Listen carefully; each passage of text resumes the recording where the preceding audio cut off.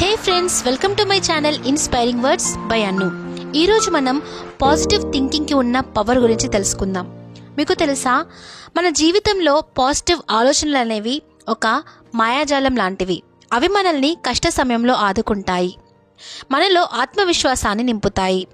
Positive ఆలోచనలు మన లక్ష్యాలను సాధించే దిశగా మనల్ని ముందుకు నడిపిస్తాయి.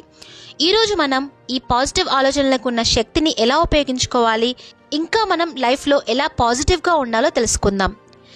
ఈరోజు ఈ వీడియో మీకు ఒక గైడ్ లాగా పనిచేస్తుంది. అంతేకాకుండా మీకు ఇన్స్పిరేషన్ని, ఇంకా మోటివేషన్ని, ఇంకా లైఫ్లో మీకు ఒక కొత్త దృక్పథాన్ని ఇస్తుంది.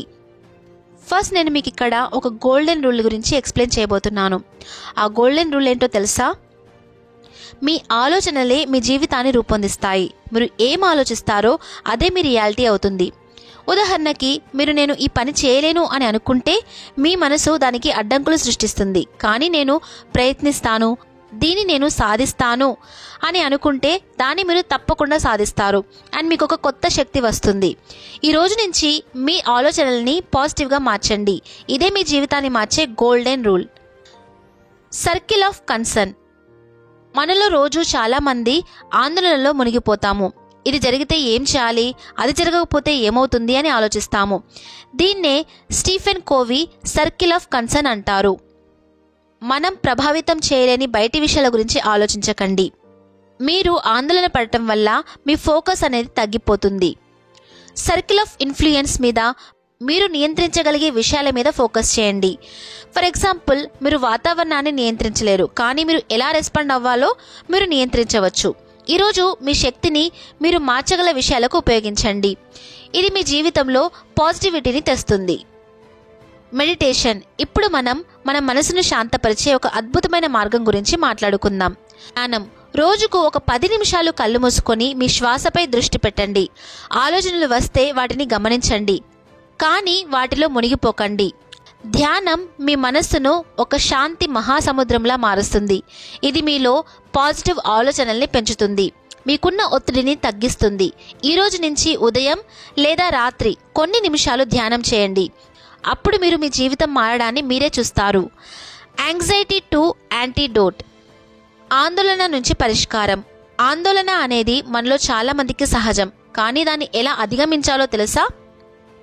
ఆందోళనకి విరుగుడు ఏంటంటే యాక్షన్. మీరు ఏ విషయం గురించైనా ఆలోచిస్తే లేదా ఆందోళన పడితే దాన్ని ఒక కాగితంపై రాయండి. ఆ తర్వాత దాన్ని పరిష్కరించడానికి చిన్న చిన్న స్టెప్స్ ఏవో వాటిని రాయండి. ఫర్ ఎగ్జాంపుల్, మీరు ఒక ఇంటర్వ్యూ గురించి టెన్షన్ పడుతున్నారు. మీరు ఏం చేయాలంటే, మీరు ప్రాక్టీస్ క్వశ్చన్స్ని రాయండి, తర్వాత మాక్ ఇంటర్వ్యూని చేయండి. ఈ చిన్న చిన్న యాక్షన్స్ మీకున్న ఆందోళనని ఇంకా టెన్షన్ని తగ్గిస్తాయి. టెన్షన్ మీకున్న అడ్డంకు కాదు, దాన్ని మీరు ఒక స్టెప్పింగ్ స్టోన్లా మార్చాలి. Next, expect the best. For example, మీరు ఏదైనా పని మొదలుపెట్టారనుకోండి, దాని నుంచి ఉత్తమ ఫలితాల్ని ఆశించండి. ఇది జరగదు అని మీరు ఆలోచించారనుకోండి, మీకున్న అవకాశాలని కోల్పోతారు. కానీ ఇది అద్భుతంగా జరుగుతుంది అని మీరు ఆశిస్తే ఆ దిశగా మీరు పనిచేస్తారు. మీ లైఫ్లో కూడా మీరు బెస్ట్ని ఆశించండి, ఎందుకంటే మీరు మీ బెస్ట్ పొందడానికి అర్హులు కాబట్టి. Worry not. ఆందోళన పడకండి. టెన్షన్ అనేది మన శక్తిని హరిస్తుంది.